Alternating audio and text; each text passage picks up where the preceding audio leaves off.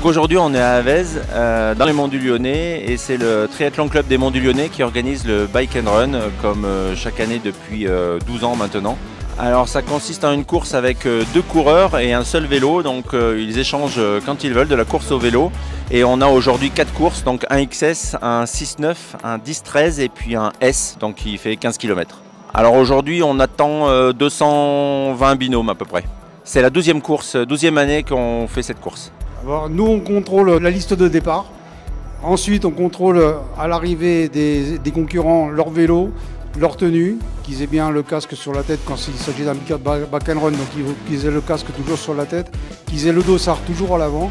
On contrôle que les vélos soient bien, qu'il y ait bien les freins parce que c'est quand même, il y a des montées, il y a des descentes. Moi, je l'ai fait il y a 5 ans avec un ami et ça m'a vraiment plu, l'ambiance, le cadre, d'être dans les Monts du Lyonnais, le format. Il y a un an aussi, ouais, c'était sympa. Ouais. Donc, entre potes, on fait beaucoup de vélo ensemble déjà et des triathlons. Donc, on vient de Lyon, c'est à côté de chez nous. Voilà. On essaie d'écouter l'autre, comment il se sent et de changer de vélo au meilleur moment. Et c'est un travail d'équipe, quoi. Voilà. Ouais, c'est une belle activité de partage.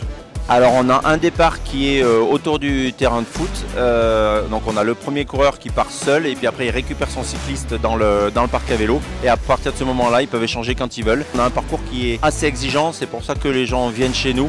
Alors, on est très cardio et c'est une bonne remise en jambe pour la saison. On a fini donc premier du Run and Bike d'Avez en distance XS.